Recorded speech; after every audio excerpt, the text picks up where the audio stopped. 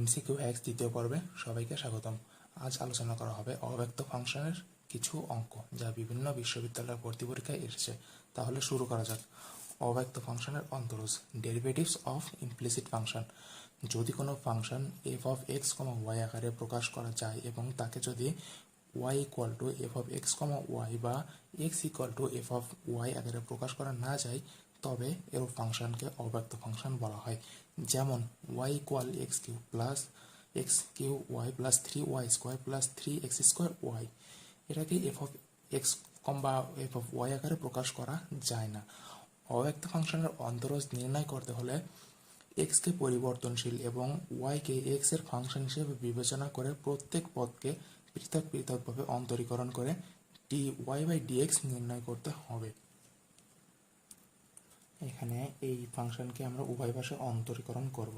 তাহলে এক্স স্কোয়ারকে অন্তরীকরণ করলে হবে 2x এবং এখানে ইউভি সূত্র মাইনাস এক্স এ রেখে ওয়াইকে করলে ডি ওয়াই বাই ডিএক্স এবং ওয়াইকে রেখে এক্সকে করলে 1 প্লাস ওয়াই স্কোয়ারকে করলে 2y dy by dx equal 0।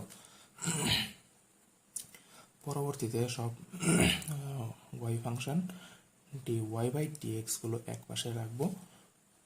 2y minus X equal Y minus 2x, অতএব dy by dx equal Y minus 2x by 2y minus X. এটাই হলো এর অ্যান্সার। পরবর্তীতে আমরা দেখব এর শর্টকাট। যদি অব্যক্ত function f of x comma y হয়, তাহলে এর অন্তরীকরণ অর্থাৎ dy বাই ডিএক্স হবে minus f of x by নিচে এফ ওয়াই, অর্থাৎ এক্স এর সাপেক্ষে ফাংশনটির অন্তরক যেখানে ওয়াই কনস্ট্যান্ট এবং নিচে হবে হলো ওয়াই এর সাপেক্ষে ফাংশনটি অন্তরক যেখানে এক্স কনস্ট্যান্ট। তাহলে আমরা এই অঙ্কটা দেখি। এই অঙ্কটা আমরা এই সূত্র ব্যবহার করবো, অর্থাৎ dy by dx equal minus এই সম্পূর্ণ ফাংশনটিকে যদি আমরা এক্স এর সাপেক্ষে অন্তরীকরণ করি তাহলে 1 প্লাস 0 মাইনাস এক্স এর সাপেক্ষে অন্তরীকরণ করলে হবে ওয়াই স্কোয়ার এবং নিচে হবে 0 প্লাস 1 মাইনাস এবং মাইনাস এক্স ইন্টু 2y। তাহলে আমরা লিখতে পারি minus y square minus 1 by নিচে 1 মাইনাস 2xy সাথে মাইনাস, তাহলে অ্যান্সার হবে Y square minus 1 minus 2xy। এই ফাংশনটিকে অন্তরীকরণ করতে হলে আমরা উভয় পক্ষে লন দ্বারা গুণ করব। তাহলে লন দ্বারা গুণ করলে সূচকটা সামনে চলে আসবে, ওয়াই লন এক্স সমান এক্স লন ওয়াই। তারপরে আমরা এটাকে অন্তরীকরণ করব উভয় পক্ষে। এক্সকে রেখে ওয়াইকে রেখে এলএন এক্সকে অন্তরীকরণ করলে 1 বাই এক্স প্লাস এলএন এক্সকে রেখে ওয়াইকে অন্তরীকরণ করলে d y by dx equal এক্সকে রেখে ওয়াইকে অন্তরীকরণ করলে এলএন ওয়াইকে x into 1 by y dy by d x plus ln y into 1। পরবর্তীতে আমরা সবগুলো dy বাই ডিএক্স এক পাশে আনবো।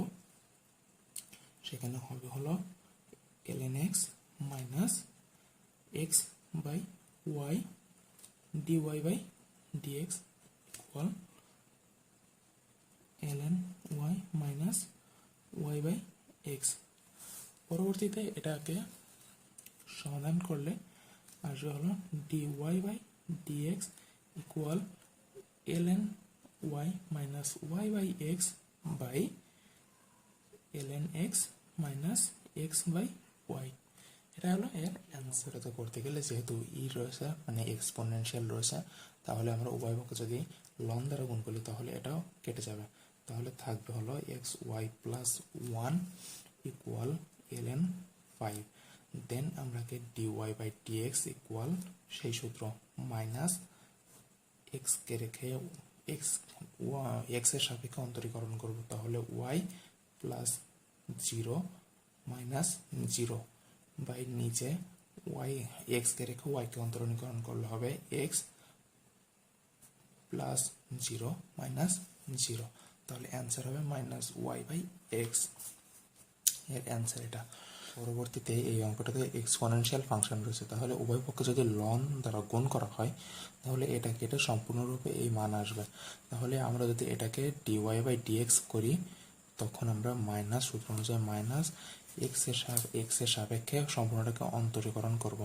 তাহলে 3y আর বাদ বাকি সব 0 হয়ে যাবে কারণ সবই ধ্রুবক রয়েছে, এবং নিচে করলে 3x। তাহলে এর অ্যান্সার হবে মাইনাস ওয়াই বাই এক্স। আমরা এখানে শর্টকাট রয়েছে, যদি এক্স বা ওয়াই অর্থাৎ চলকের কোনো ঘাত না থাকে, অর্থাৎ ঘাত যদি 1 হয় তাহলে এর মান হবে মাইনাস ওয়াই বাই এক্স। পরবর্তীতে আমরা এই অঙ্কটা দেখব। এখানে আমরা ln দ্বারা গুণ করলে ln y equal to y ln x আসবে। আমরা তারপরে উভয় পক্ষকে অন্তরীকরণ করব। অন্তরীকরণ করলেও 1/y dy by dx equal ওয়াইকে রেখে অন্তরীকরণ করলে 1/x প্লাস ln x কে রেখে ওয়াইকে অন্তরীকরণ করলে dy by dx।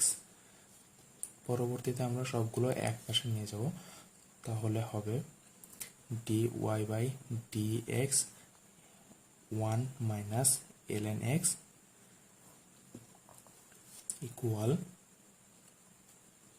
y by x। এখানে 1/y, তাহলে আমরা পরবর্তীতে পাবো dy by dx 1 minus y ln x equal y square by x। আবার আমরা এখান থেকে দেখছি y স্কোয়ার মানে হলো x, 2y বসিয়ে দিলাম এবং x, এবং নিচে আমাদের হবে x to the power 2y minus 1। তাহলে এর উত্তর হবে এটা, কারণ এই যে আমরা এখানে ln x আর log x একই ধরে নেব।